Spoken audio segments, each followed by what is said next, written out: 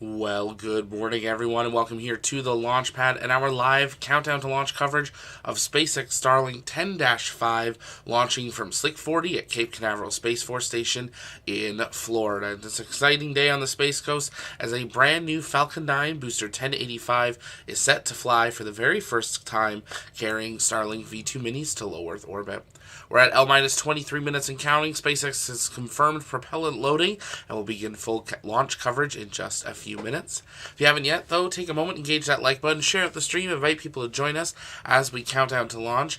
And as always, send in those comments and questions in the chat, and we'll work on answering those live. Kicking off our coverage in just a few minutes, we're looking at live radar and weather data coming in from both Cape Canaveral Space Force Station and NASA Kennedy Space Center as we count down the final minutes till launch. Stay with us.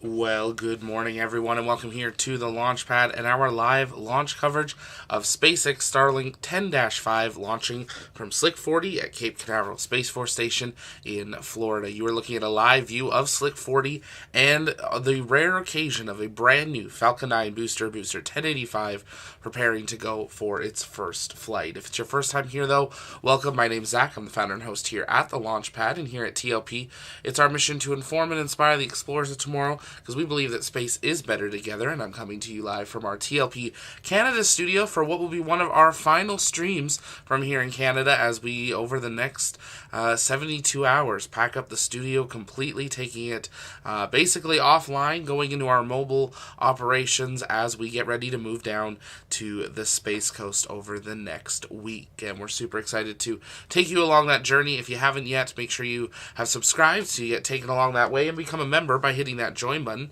Just 99 cents a month gets you access to those, and we're doing some behind the scenes shorts and Q&As and different things as we journey down and get set up with a whole brand new studio and sets, expanding TLP to bring you even more coverage of everything space happening on the Space Coast and from around the world. But you are joining us for our live launch coverage of SpaceX Starlink 10-5, which is set to launch 22 Starlink V2 minis to low Earth orbit here. We are going to just sync our countdown clocks with SpaceX. It's always a little bit of fluctuation there on the timeline, but we're really nice seeing very short delay here on the feed this morning, and it looks like to be a beautiful day down on the Florida. SpaceX's autonomous drone ship, a short follow Gravitas, is stationed downrange in the Atlantic Ocean, ready to recover today's Falcon 9 booster. Now, as usual, SpaceX no longer provides live coverage of Starlink deployment, but that's set to occur today 1 hour, 3 minutes, 51 seconds into flight. We'll be taking you through with commentary coverage all the way through first stage landing and confirmation of SECO 1, just under 9 minutes into today's flight. We're at T-minus 3 minutes and counting. We're going to pull up the SpaceX nets, listening in for updates as we go through these final minutes of the count. If you haven't yet, though, take a moment, let us know in the chat where you're watching from. We'll do some shout-outs. We got Amy watching in Michigan, Stu's in southern UK, we got David in Spain, must be on vacation, Nan's in Virginia, Joe Dog is in his studio, it's great to have you here. We got Bacha, sorry if I'm saying that wrong, in India, Beverly's in Arkansas, Peter's in the UK, and we have Fred in Holland. It's great to have you all joining us here. If you haven't yet, take a moment, engage that like button. It's a free button to click, and it really does help us out. And share out the stream as we count down now just over 2 minutes and counting till launch. Now, the next major milestone on this countdown will be at T-minus 1 minute. That is when Falcon 9 will begin startup and take over the count. It's also when Falcon 9 will pressurize all of its tanks to flight levels. As we come down to T-minus 2 minutes and counting, let's see that go, no go in the chat. If you're not a TLP member yet, consider hitting that join button to get access to those custom launch emotes. You can also, of course, just type go or no go, but those launch emotes always make it a little bit more fun. Coming down to T-minus 100 seconds, waiting for those callouts of Falcon 9 to take over the count.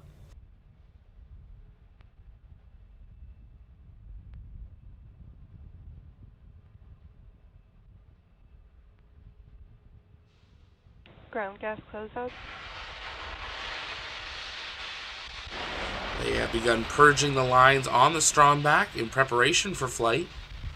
Stromback has now retracted just a couple of degrees away from the vehicle. The Stromback is that truss structure next to the launcher, the launch vehicle, excuse me. It'll retract further away during the actual launch sequence. Listening for that call out of Falcon 9 startup.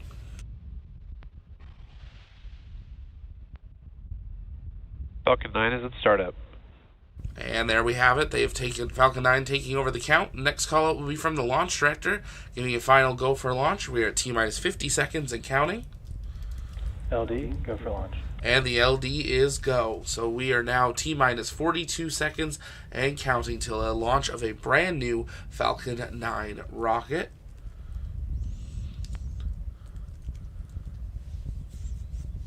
T-minus 30 seconds. 30 seconds. Everything continuing to look nominal for today's flight. Good weather conditions, green across the board for wind, weather, and lightning. T-minus 20 seconds. 15 seconds. T-minus 10. T-minus 10. 9, 8, 7, 6, 5, 4, 3, 2, 1. Ignition, engines full power, and liftoff. Go Falcon, go Starlink.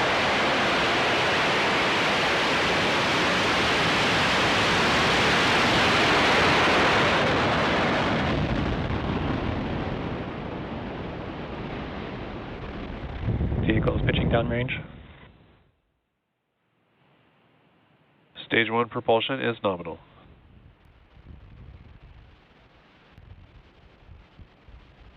And Falcon 9 has launched booster 1085 flying for its very first time. Coming up to T plus 40 seconds into flight. The next major moment will be max Q. 1 minute 12 seconds into flight. That's enough of me. Let's listen to that Falcon 9 rumble. Power and telemetry nominal.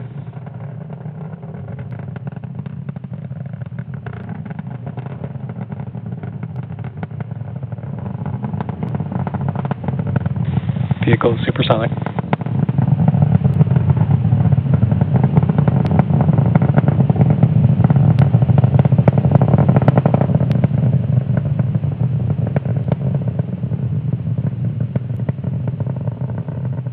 Max Q.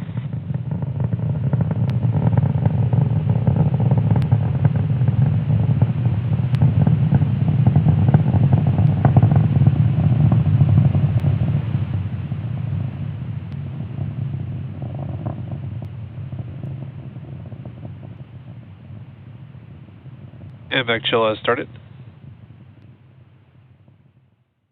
And that rumble never gets old. Can't wait to hear it again in person next week. T plus 1 minute 45 seconds into flight. The next major milestone will be the beginning of a sequence of events, starting off with MECO, or first stage main engine cutoff.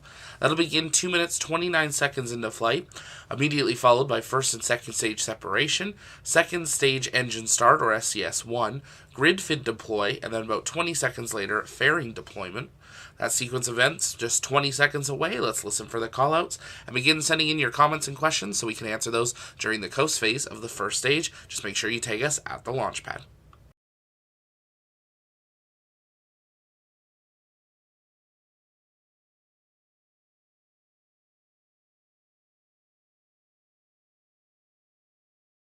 Main engine cutoff. Stage separation confirmed. And back ignition.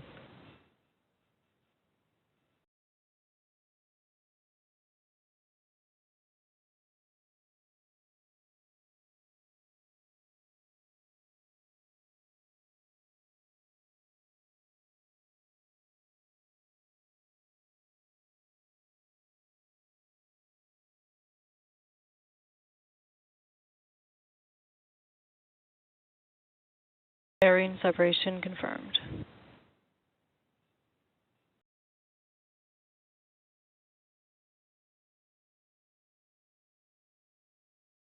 And there you can see those Starlink V2 minis exposed to the vacuum of space for the first time, 22 of them on board.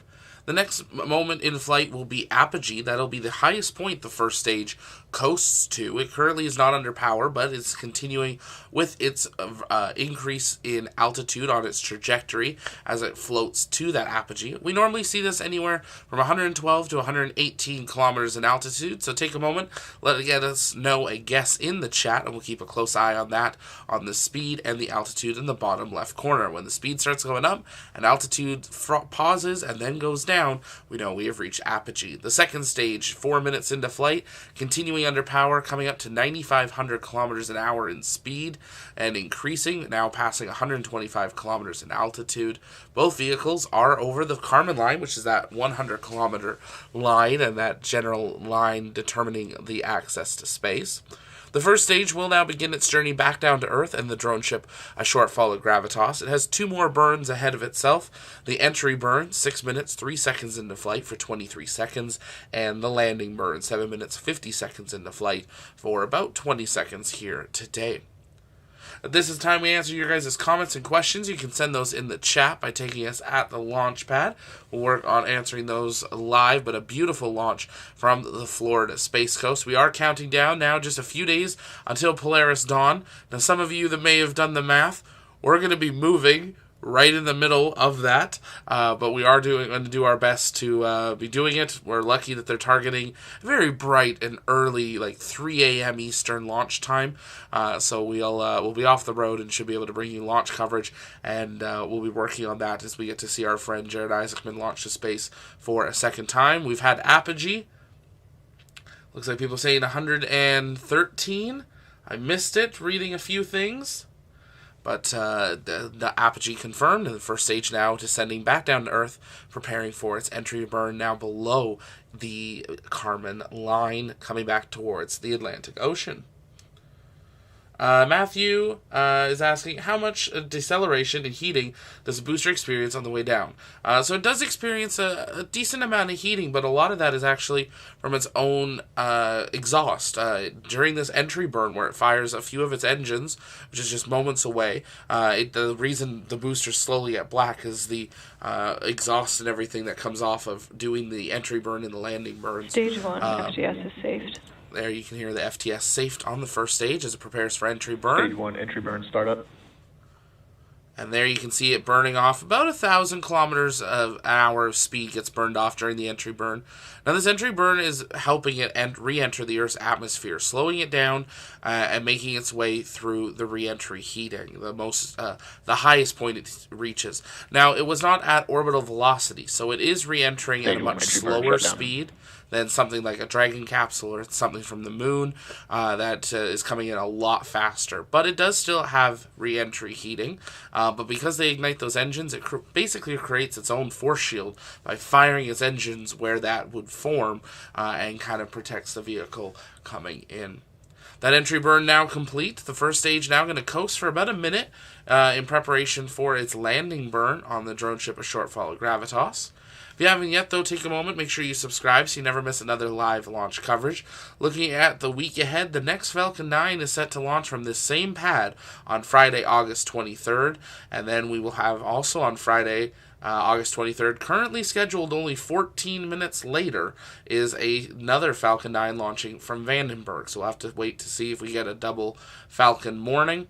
We also have Polaris Dawn scheduled for Monday, August 26th, currently targeting 3:38 a.m. Eastern Time. We'll be keeping a close eye on that, on their 5-day mission. Of course, be taking you along the way on that. And then back to this same pad next Tuesday for another Falcon 9. In the middle of there is a long march currently scheduled for Thursday out of China with another classified Chinese payload. It's the Falcon 9 for the end of August, as we've got at least 5 to 6 more this month, but we'll pick things up in September with a lot of more launchers with H-2A, Vega, Soyuz, Vulcan, maybe even New Glenn. We'll have to wait to see. And of course, everyone's favorite Electron. The landing stage is now underway. If you want to stay up to date on the latest launch coverage and launch schedule, tlpnetwork.com/launches. And dead center for its first flight, Falcon 9, booster 1085, has landed on the drone ship A Short Fall of Gravitas after successfully carrying 22 Starlink V2 minis to low Earth orbit. If you happen to take photos or videos of today's launch, make sure you send us those on social media by tagging us at the Launchpad, or send it in to us over on our Discord. We'll drop a link in the chat there. Waiting for confirmation of SECO 1 here in just a moment. Waiting to see that speed pause, and there we have it. SECO 1 confirmed. Falcon 9 second stage now in its initial parking orbit. It will conduct one more burn in its flight. That second burn of the second stage will occur 54 minutes, 57 seconds into flight for 1 second to finalize it into a deployment orbit, with deployment scheduled 1 hour, 3 minutes, 51 seconds into flight. David Campbell says, let's get to 400K before Flight 5. That, I think, is a really reasonable goal. Let's see if we can make that happen. We're only a few thousand subscribers away. We are continuing to be blown away by your guys' generous support and watching and sharing and supporting us. That is the only reason we are getting to do this massive move down to the Florida Space Coast. If you don't know about that, go head on over and see the update video. But this, if I actually think about it, might have been, let's see, we've got 2 on Friday. This was our third last launch, if the current schedule holds, that we will broadcast from our TLP Canada studio. After 3.5 years, we're packing up. The studio is mostly packed up, running on the final things, and we're getting ready to switch over to our remote operations, which will probably run for Friday's streams as we get ready to jump on a plane and begin a 3-day move down to the Florida Space Coast, setting up a next era of the Launchpad Network, and we're excited to take you along the way. Become a member by hitting that join button, go behind the scenes, and join us on this journey. Go behind the scenes setting up the new studio, get to help make some of the decisions for the new studio as well. There'll be some polls there, but that's going to do it for us from our TLP Canada studio for our live launch coverage of SpaceX Starlink 10-5. We hope to see you in the Discord or next time right back here on the Launchpad, because space is better together, and have a great Tuesday.